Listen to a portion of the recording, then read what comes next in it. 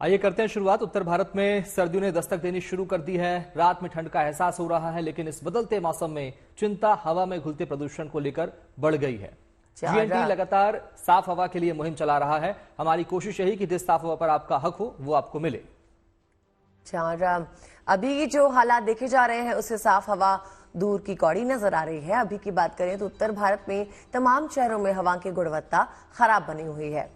तो दिल्ली से शुरुआत करते हैं। दिल्ली की बात करें तो बीते दिन यहाँ AQI यानी एयर क्वालिटी इंडेक्स 234 दर्ज किया गया, जबकि पड़ोस में गाजियाबाद में भी हवा का स्तर बेहद खराब रहा। यहाँ AQI 271 के करीब दर्ज किया गया। इसी तरह ग्रेटर नोएडा में भी लोग साफ हवा के लिए जूझते नजर आए। यहाँ AQI 274 के करीब रहा। बिल्कुल। और इसी तरह नोएडा में हवा की गुणवत्ता 268 रही, जबकि मेरठ में भी साफ हवा के लिए संघर्ष करते लोग नजर आए। मेरठ में कल शाम एयर क्वालिटी इंडेक्स 228 तक पहुंच गया।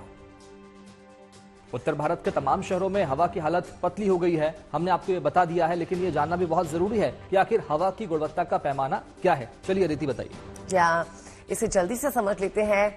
हवा को मापने का पैमाना एयर क्वालिटी इंडेक्स है।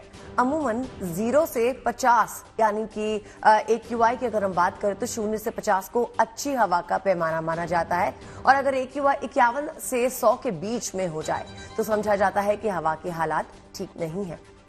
बिल्कुल। और 101 से अगर 200 AQI को मध्यम श्रेणी का माना जाता है, जो बीमार लोगों के लिए बिल्कुल ठीक नहीं है। अगर हवा का एयर क्वालिटी इंडेक्स 201 से 300 तक पहुंचता है तो इसका मतलब है कि हवा बहुत खराब है। 301 से 400 के बीच AQI का मतलब है हवा बेहद खराब, जबकि 401 से 500 AQI को बेहद गंभीर माना जाता है। दिल्ली में सरकार की कोशिश यही है कि हालात खराब ना हो और हालात बिगड़ने से पहले ही चीजों को संभाला जाए। इसके लिए दिल्ली सरकार ने कुछ कदम भी उठाए हैं। क्या है वो कदम, चलिए आपको दिखाते हैं।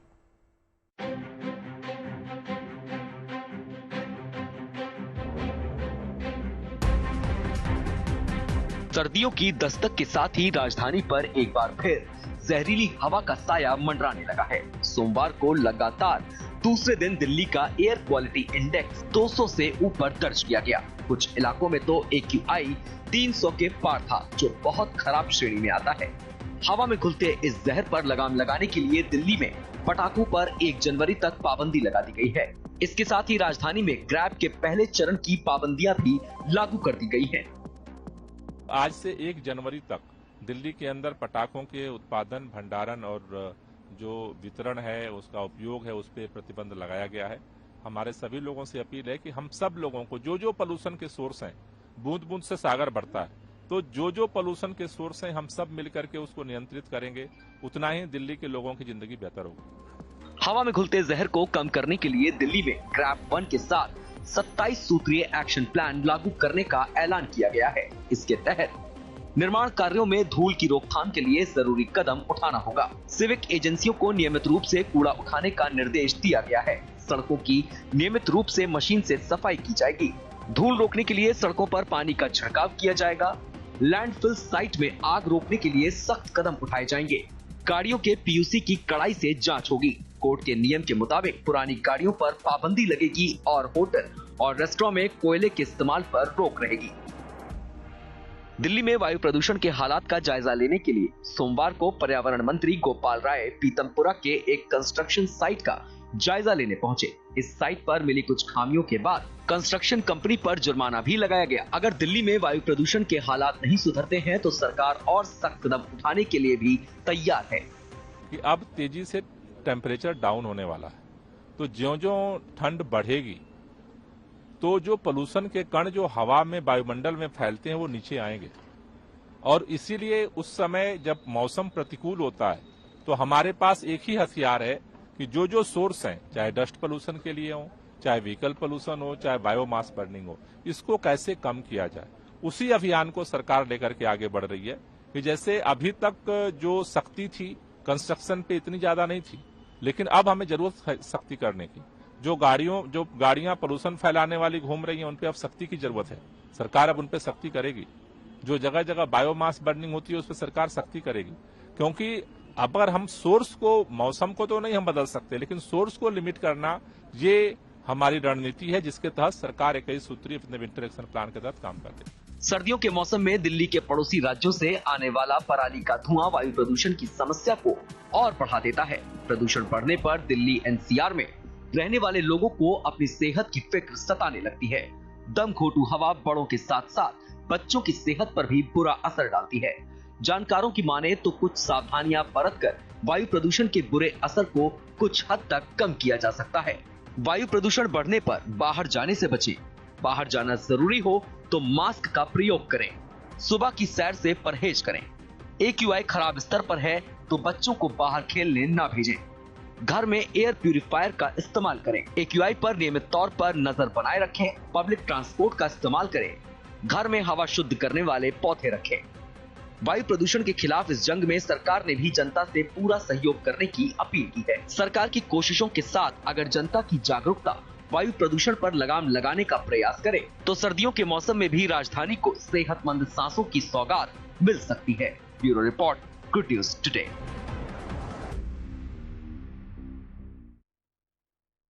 बिल्कुल साफ हवा के लिए हमारी यानी गुड न्यूज टुडे की मुहिम भी जारी है। हमारी कोशिश है कि साफ हवा जो आपका हक है वो आपको बिल्कुल मिले।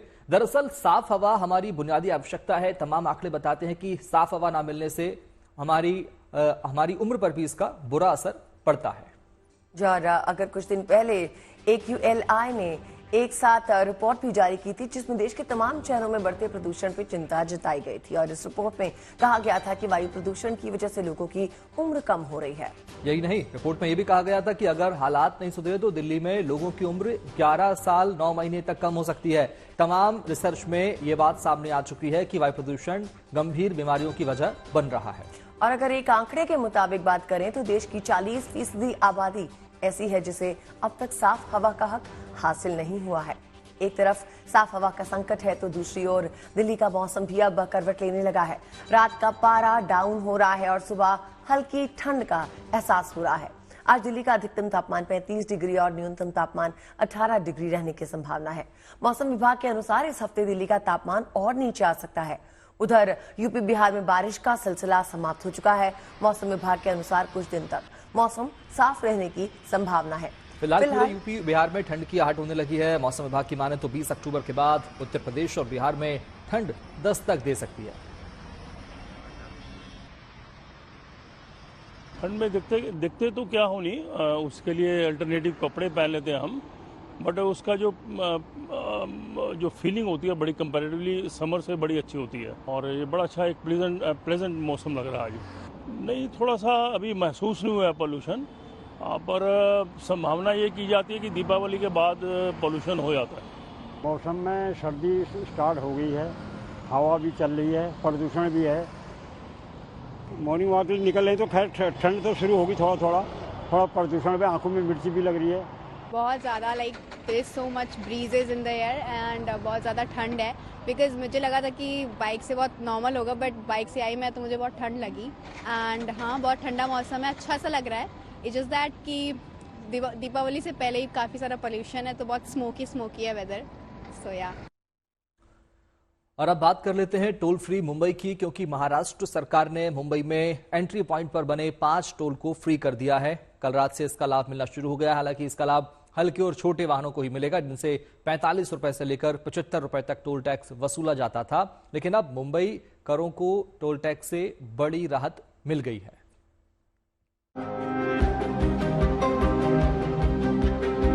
महाराष्ट्र सरकार ने मुंबईकरों को टोल टैक्स से आजादी दी है। दरअसल राज्य सरकार ने मुंबई में एंट्री करने वाले सभी 5 टोल बूथों पर हल्के वाहनों के लिए टोल फीस पूरी तरह से माफ कर दिया है। यानी हल्के वाहनों से मुंबई में प्रवेश करने पर टोल टैक्स नहीं वसूला जाएगा। मुंबई में एंट्री के लिए 5 मुख्य टोल बूथ हैं, जो वाशी, ऐरोली, मुलुंड, दहिसर और आनंद नगर में मौजूद हैं, जहां मुंबई में एंट्री करने वाले हल्के वाहनों से 45 से 75 रुपए टोल वसूला जाता है। 5 टोल बूथ से 2026 तक टोल लिया जाना था, लेकिन सोमवार रात से टोल फ्री कर दिया गया है।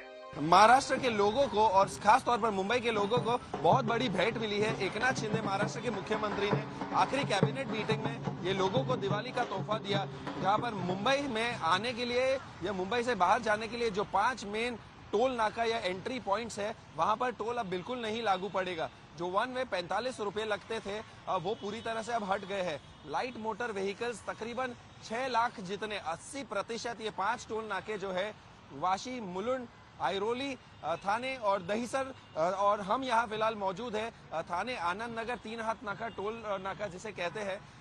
यहाँ का ट्रैफिक का नजरिया अगर आप देख पा रहे होंगे तो समझ आ रहा होगा कि कितने वाहन हैं। यहाँ पर जो लंबी कतारें पहले लगती थी वो अब नहीं लगेगी और लोगों को बड़ी राहत मिलेगी। सरकार के इस फैसले से मुंबई वाले भी बेहद खुश हैं और लोगों ने टोल फ्री होने पर जश्न भी मनाया। पैसों की बचत होगी, इधर पेट्रोल लाइन में रहते हैं, पेट्रोल भी वेस्ट होता है, तो दोनों तरफ से अच्छा है। हम लोग बहुत खुश है क्योंकि हम लोग का, मेरा भाई डेली कम्यूट करता है, मेरी भाभी डेली कम्यूट करती है, उनके लिए बेनिफिट रहेगी। देखो, मैंने जब से गाड़ी खरीदी है 20 साल से मैं टोल भर रहा हूँ। 15 रुपए से लेकर 45 रुपए तक पहुंच गया। मुझे लगता है कि ये जो है वो बहुत बड़ी, ये मुंबई करों के लिए बहुत बड़ी सहूलियत मिली है। मुंबई में टोल फ्री होने से आम लोगों को तो राहत मिलेगी ही, साथ ही जाम से भी कुछ हद तक छुटकारा मिलेगा। हालांकि मुंबई में एंट्री के 5 टोल पर छोटे वाहनों को छूट से सरकारी खजाने पर भी करीब 4000 करोड़ का भार पड़ेगा। मुंबई से देव कोटक के साथ Ritwik Bhalekar, good news today. Toll से मुक्ति से मुंबई के लोग काफी खुश नजर आए। देर रात तक कैसे मना टोल से मुक्ति का जश्न और आम लोगों ने क्या कुछ कहा, आइए आपको दिखाते हैं। बहुत खुशी है सर, बहुत खुशी है, मजा आ गया। एक काम हमारे लिए बहुत मजा आ गया, एकदम मस्त हो गया। टोल फ्री होना ही चाहिए था। एक ना शिंदे को श्रेय का एक इंसान का 2,500 से 3,000 रुपए बच रहा है, मतलब बहुत बड़ी बात है। कोई 2-2 हजार के लिए मर रहा है, 2,500 से 3-3 हजार बजट डेली जा रहा है। मैं डेली ट्रैवल करता हूँ ये टोल से, इधर बाजू में रहता हूँ सानपाड़ा में, डेली 90 रुपए भरता हूँ डेली। सैटरडे संडे छोड़ के 3-3 हजार वाचना है। बहुत अच्छा हुआ। हम लोग का डेली का 200-300 रुपए डेली का हम लोग का ऐसे ही जा रहा है। हाँ, बहुत राहत है, थोड़ा सा नहीं। और बात मुंबई की निकली है तो आपको मुंबई से जुड़ी एक और खबर बता देते हैं। दरअसल बाबा सिद्दीकी की हत्या के बाद सलमान खान की सुरक्षा बढ़ा दी गई है। एक्टर की सुरक्षा पर अब मुंबई पुलिस की कड़ी नजर होगी और सूत्रों से जानकारी मिल रही है उसके मुताबिक सलमान खान को Y+ सुरक्षा प्रदान की गई है और एक पुलिस एस्कॉर्ट वाहन अब सलमान खान के वाहन के साथ भी चलता है और सभी हथियारों का उपयोग करने के लिए प्रशिक्षित एक कांस्टेबल उनके साथ रहता है। सूत्रों का यह भी कहना है कि सलमान खान जिस भी इलाके में शूटिंग के लिए जाएंगे वहां के स्थानीय पुलिस स्टेशन को उनके ठिकाने के बारे में अलर्ट कर दिया जाएगा और पुलिस की एक टीम शूटिंग लोकेशन पर नजर रखेगी।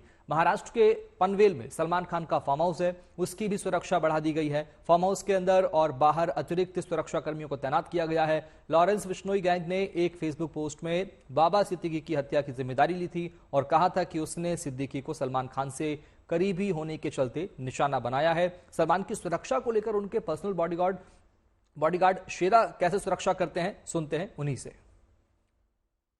टीम वर्क होता है actually, security is a team work. Okay. अगर मैं किधर भाई को लेके भी जाता हूँ, हाँ। कोई दूसरे शहर में लेके जाता हूँ, तो अगर मेरे साथ जो लड़के जाते हैं 8-10 लड़के हमारे जो परमानेंट जाते हैं, 12 लड़के जो परमानेंट हैं वो जाते हैं, तो लोकल लड़के भी कांट प्रोटेक्ट और कम नियर सलमान भाई जो लोकल होते हैं, क्योंकि सिक्योरिटी रीजंस के। उनको उनका काम है लोगों को संभालना। तो रिंग्स होते हैं, या 1 ring 2 ring 3 ring. Protect Salman भाई, आवर टीम प्रोटेक्ट सलमान भाई, locals are there to protect the and take care of the crowd।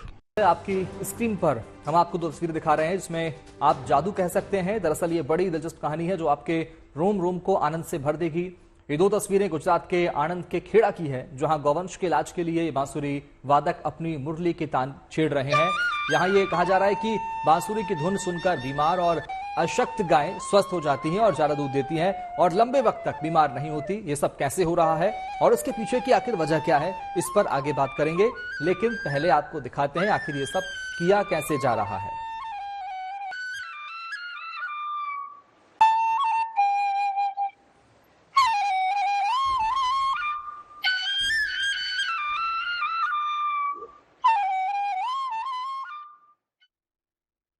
ये तो मुरली की तान और गायों का संबंध पुराना है। वेदों में भी लिखा है कि द्वापर युग में भगवान श्री कृष्ण और गायों के बीच जो कड़ी थी वो बांसुरी थी और उससे निकलने वाला सुरीला संगीत था जिसे सुनकर वृंदावन में गायें दौड़ी चली आती थी। और अब मुरली की तान की ये ताकत और शक्ति आज देखने को मिल रही है, जहां करण ठक्कर जब बांसुरी बजाते हैं तो उसकी धुन सुनकर गंभीर घायल और बीमार गायें स्वस्थ हो जाती हैं। साइंस की भाषा में इसे म्यूजिक थेरेपी कहा जाता है, जिसके परिणाम खेड़ा में देखने को मिल रहे हैं।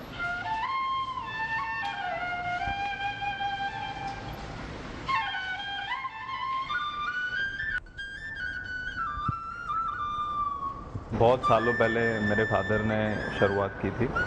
हम लोग जब भी रियाज करते थे, प्रैक्टिस करते थे, तो पूरे नेचर वाला जो भी इलाका है वहाँ पे हम लोग जाते थे। और वो टाइम पे जो भी यहाँ पे वो गौ चराने वाले लोग हैं वो सब वहाँ पे होते थे। तो मेरे फादर तब से वैसे माहौल में प्रैक्टिस करते थे और मैंने उनको ज्वाइन किया 8-9 साल पहले। मैं भी लाइक 10-12 साल 15 साल पहले से बजाता हूँ, लेकिन एज ए प्रोफेशनली और प्रॉपर बजाना मैंने 8-9 साल से स्टार्ट किया उनके साथ। क्यों ऐसा लगा कि फ्लूट से ये रिजल्ट अच्छे मिल रहे हैं गायों में? एक्चुअली फ्लूट है वो बांसुरी जो है वो कृष्ण भगवान सालों पहले हमने सुना है, स्टोरीज में सुना है कि वो बजाते थे। तो गाय और बांसुरी उनका जो नाता है वो सालों से चला आ रहा है।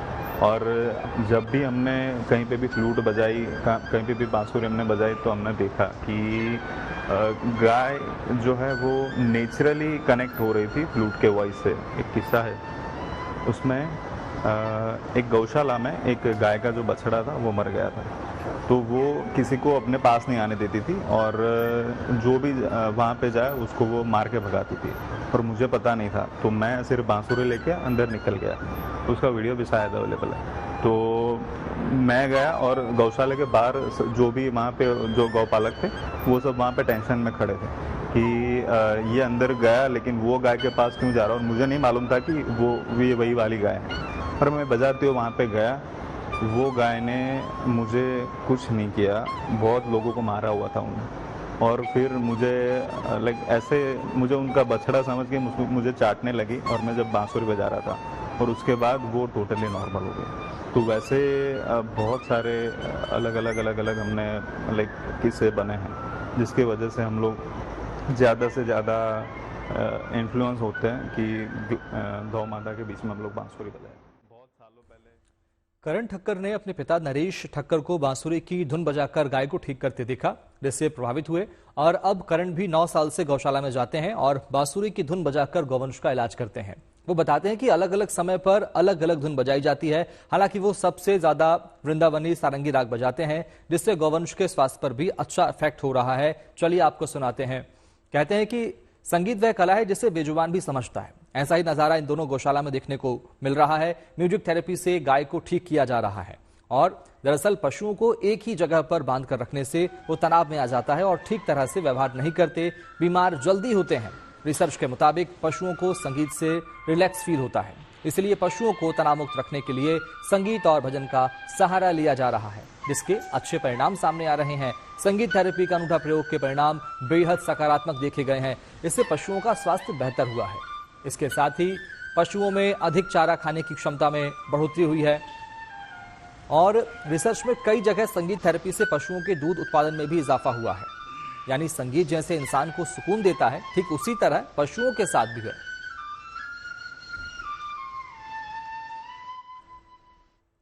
और अब बात आस्था और अध्यात्म की। साल 2025 में लगने वाले महाकुंभ को लेकर तैयारियां तेज हो गई हैं। इसके लिए संगम नगरी प्रयागराज को सजाया संवारा जा रहा है। मेला क्षेत्र में दीवारों पर सनातन संस्कृति से जुड़ी पेंटिंग्स की जा रही है।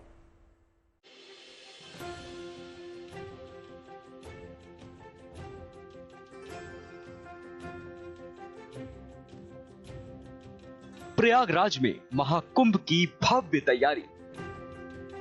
संगम नगरी में लगेगा आस्था और आध्यात्म का मेला। साल 2025 में संगम नगरी प्रयागराज में आस्था का महाकुंभ लगने जा रहा है, जिसको लेकर अभी से तैयारियां शुरू हो गई हैं और मेला क्षेत्र को सजाया संवारा जा रहा है। यहाँ दीवारों और घरों पर वॉल पेंटिंग्स की जा रही हैं। हम इस वक्त मेला प्राधिकरण में हैं और आप देख सकते हैं कि हमारे पीछे पूरी जो वॉल है वो धार्मिक हो गई है और यहाँ पर धार्मिक तरीके से साधु संतों की तस्वीरें बनाई गई हैं और आरती जिस तरह से की जा रही है वो यहाँ पर दर्शाया गया है। और पूरे इस एरिया को सजा दिया गया है और शहर में भी रंग रोगन का काम किया जा रहा है। संगम नगरी में महाउत्सव से पहले सनातन संस्कृति की झलक भी नजर आ रही है। भारतीय संस्कृति और परंपरा से जुड़ी तस्वीरों के जरिए मेला क्षेत्र को मनमोहक बनाया जा रहा है, जो महाकुंभ में आने वाले श्रद्धालुओं के लिए किसी सौगात से कम नहीं है। पिछले गत कुंभ 2019 में भी हम लोगों ने ये शहर को इसके मेले के निमित्त तैयार करने के निमित्त एक पेंट माय सिटी अभियान चलाया था। उसी को और आगे बढ़ाते हुए महाकुंभ 2025 के दृष्टिगत हम लोग प्रयागराज शहर के सौंदर्यीकरण की तरफ आगे बढ़ते हुए इसमें हम लोगों ने पेंट माय सिटी अभियान की शुरुआत की है और काफी जगहों पे आप देख रहे होंगे वॉल पेंटिंग्स बन रही है। संगम नगरी को सजाने संवारने के लिए दूसरे राज्यों से भी कलाकारों को बुलाया गया है, जो दिन रात मेला क्षेत्र को सुंदर बनाने में जुटे हुए हैं। 2025 का जो कुंभ मेला होने वाला है उसके लिए हम जो है तैयारियां कर रहे हैं और शहर को सजा रहे हैं। और यहाँ पर जो भी पेंटिंग्स बन रही हैं वो देवी देवताओं को लेकर, साधु संतों को लेकर, गंगा का कॉन्सेप्ट लेकर के हम यहाँ पर सारी पेंटिंग्स कर रहे हैं और सजा रहे हैं शहर को। इस बार महाकुंभ की शुरुआत 13 जनवरी को पौष पूर्णिमा के स्नान से होगी और समापन महाशिवरात्रि के दिन होगा। 45 दिनों तक चलने वाले इस महाउत्सव को भव्य और ऐतिहासिक बनाने के लिए तमाम तैयारियां की जा रही हैं। प्रयागराज से Pankaj Srivastava, good news today. बात करते हैं रामलीला की। पूरे देश में रामलीलाओं का आयोजन जगह जगह होता है, लेकिन मथुरा के कोसी कलां कस्बे में हर साल एक अनोखे भरत मिलाप मेले का आयोजन होता है। इस मेले में मर्यादा पुरुषोत्तम भगवान राम, माता सीता और लक्ष्मण पुष्पक विमान में सवार होकर यहां सजी अयोध्या नगरी पहुंचते हैं, जहां उनके अनुज भरत और शत्रुघ्न बड़ी बेसब्री से उनका इंतजार कर रहे होते हैं। जब पुष्पक विमान भरत मिलाप चौक पर बनी अयोध्या पहुंचता है तो इस अनोखे मिलाप को देखने के लिए आए श्रद्धालु विमान से भरत की राजगद्दी तक एक मानव श्रृंखला बना लेते हैं और उसके बाद मर्यादा पुरुषोत्तम भगवान राम और लक्ष्मण इसी मानव श्रृंखला पर अपने चरण कमल रखते हुए एक तरफ से आगे बढ़ते हैं, दूसरी तरफ से भरत और शत्रुघ्न इसी मानव श्रृंखला पर आगे बढ़ते हैं। इस तरह सभी भाइयों का मिलाप भक्तों से बनी इस मानव श्रृंखला के ऊपर ही होता है।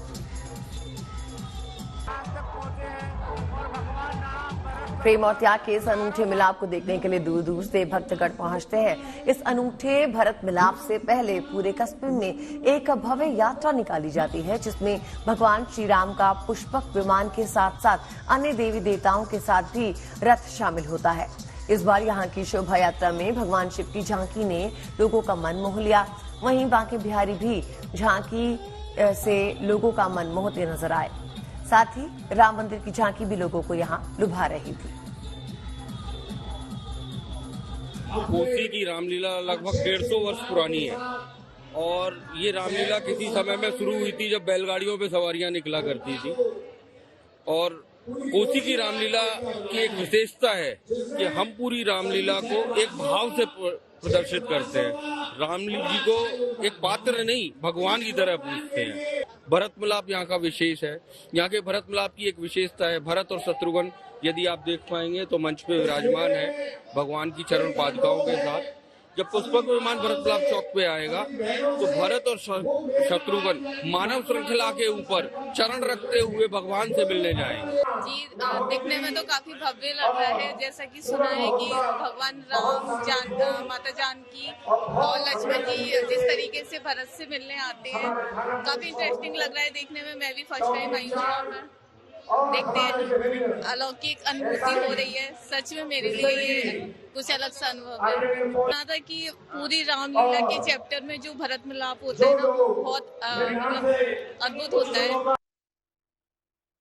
ओडिशा की जगन्नाथपुरी में गौसानी यात्रा पर्व मनाया गया। इस त्योहार में भगवान जगन्नाथ की आराधना करने के लिए, उनके दर्शन के लिए जगन्नाथ मंदिर के सामने भक्तों ने जुलूस निकाला और भगवान जगन्नाथ से शुभ और मंगल की कामना की। इस मौके पर बीजेपी नेता संबित पात्रा भी शामिल हुए। पर्व को लेकर उन्होंने क्या कहा, आइए सुनते हैं।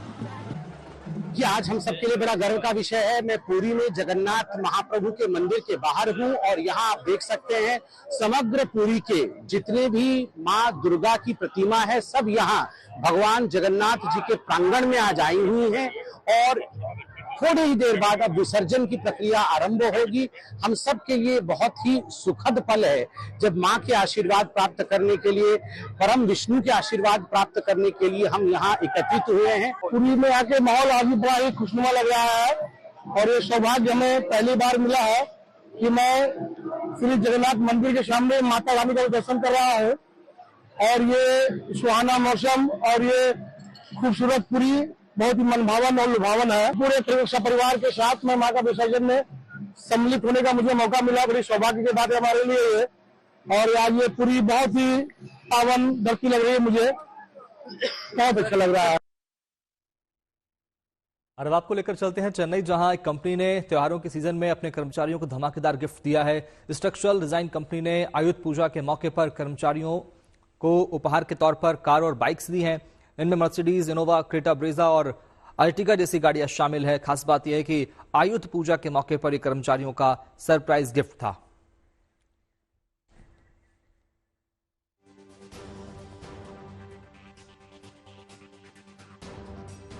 और अब आपको विस्तार से बताते हैं आखिर ये कौन सी कंपनी है जो अपने कर्मचारियों पर इतनी मेहरबान है। तो सबसे पहले आपको बता दें कि चेन्नई की स्ट्रक्चरल डिजाइन कंपनी ने अपने कर्मचारियों के काम की सराहना करते हुए दिवाली का बम्पर तोहफा दिया और कंपनी ने अपने कर्मचारियों को कार और बाइक उपहार में दिए हैं। साथ ही आपको ये भी बता दें कि कर्मचारियों को कंपनी की तरफ से जो कार्स दी गई हैं उसमें Innova, Exter, Creta, i20, Mercedes Benz, Brezza और अर्टिगा सहित कई ब्रांड शामिल हैं। संस्थान में जो लोग 9 साल से ज्यादा समय से काम कर रहे हैं उन्हें कार दी गई है और जिन्हें 7 साल से ज्यादा का समय हुआ है उन्हें 2 पहिया वाहन गिफ्ट के तौर पे दिए गए। और इसमें खास बात यह है कि जब दिवाली का गिफ्ट ये दिया गया तो सभी लोग हैरान रह गए। कंपनी के मालिक ने कर्मचारियों और उनके परिवार को इस बड़े गिफ्ट के बारे में बताए बिना आमंत्रित किया था। इस कंपनी की शुरुआत 2005 में केवल 4 कर्मचारियों के साथ हुई थी, जो अब 180 कर्मचारियों के साथ चल रही है। कंपनी के सीईओ के मुताबिक 30 कर्मचारियों को कार उपहार में दी गई है और 74 श्रमिकों को 2 पहिया वाहन गिफ्ट में दिया गया है। और जंगलों में दिलचस्पी रखने वाले लोगों के लिए सरिस्का टाइगर रिजर्व से गुड न्यूज आई है। सरिस्का में इन दिनों बाघों की अच्छी साइटिंग हो रही है। सफारी के दौरान सैलानियों को शावकों का दीदार भी हो रहा है। आसपास के कई राज्यों से लोग बाघ और शावकों को देखने के लिए सरिस्का आ रहे हैं। सरिस्का में रोजाना करीब 550 सैलानी सफारी के लिए आ रहे हैं। सैलानियों की बढ़ती भीड़ को देखते हुए नए रूट पर भी सफारी शुरू करने की तैयारी चल रही है। सरिस्का प्रशासन पर्यटकों के लिए सुविधाएं बढ़ाने के लिए जरूरी कदम भी उठा रहा है।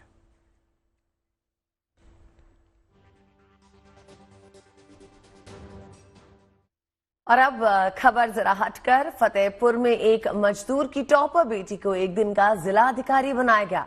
इस छात्रा ने यूपी बोर्ड की इंटरमीडिएट की परीक्षा में 3रा स्थान हासिल किया है।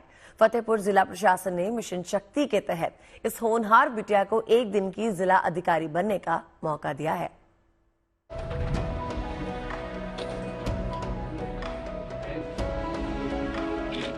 एक मेधावी छात्र के लिए ये किसी सपने के सच होने जैसा अनुभव था। फतेहपुर जिले में आंक्षा विश्वकर्मा को सफलता का पुरस्कार एक दिन का डीएम बनाकर दिया गया। आंक्षा ने यूपी बोर्ड के इंटरमीडिएट की परीक्षा में प्रदेश में 3रा स्थान हासिल किया है। फतेहपुर में मिशन शक्ति के तहत एक मजदूर की इस होनहार बेटी को जिला अधिकारी की कुर्सी पर बैठने का मौका मिला। अच्छा लग रहा है और ये मेरे लिए बहुत गर्व की बात है। क्या करना चाहती हैं आगे? सर मैं आगे चल के एक IAS ऑफिसर बनना चाहती हूँ। बतौर डीएम आंक्षा ने जनता की समस्याएं सुनी और उनके समाधान के लिए जरूरी कदम भी उठाए। इस दौरान डीएम और एसडीओ ने आंक्षा का मार्गदर्शन किया। आज एक दिन की सांकेतिक रूप से जिलाधिकारी के रूप में भी हमारे जनपद की एक होनहार छात्रा को यहाँ पर बैठाया गया है, जो एक दिन की जिलाधिकारी बनी है। तो आपने भी देखा, उसी के तहत एक महत्वपूर्ण जिम्मेदारी ये रहती है कि जो भी लोग अपनी समस्याओं को लेकर आ रहे हैं उनकी समस्याओं का निस्तारण कराया जाए, योजनाओं का लाभ उन तक त्वरित रूप से पहुंचाया जाए। उसी के क्रम में लोगों के द्वारा आज आपके समक्ष भी अपनी शिकायतें प्रस्तुत की गई। आपने फिर उनको सुना अच्छे से और उनके निस्तारण के भी आदेश दिए गए। फतेहपुर जिला प्रशासन के इस कदम की हर तरफ खूब सराहना हो रही है। एक होनहार बिटिया को एक दिन का डीएम बनाने का मकसद महिलाओं को सशक्त बनाने के साथ साथ उनमें नेतृत्व क्षमता का विकास करना भी है। फतेहपुर से Nitesh Srivastava, good news today. UP के फतेहपुर में मजदूर की बेटी को डीएम बनते तो आपने देखा, लेकिन अब यूपी के मऊ में हम आपको बताते हैं कि एक दिन की डीएम की कहानी। यहां एक एसिड अटैक सर्वाइवर काजल यादव को एक दिन का डीएम बनाया गया और उनका उत्साहवर्धन किया गया। मऊ के वर्तमान डीएम प्रवीण मिश्रा ने महिलाओं का आत्मविश्वास बढ़ाने के लिए इस पहल की शुरुआत की है। काजल एक दिन की डीएम बनकर बेहद खुश दिखी। उन्होंने अपने इस सपने को पूरा करने जैसा बताया और उन्होंने उनका शुक्रिया अदा किया है।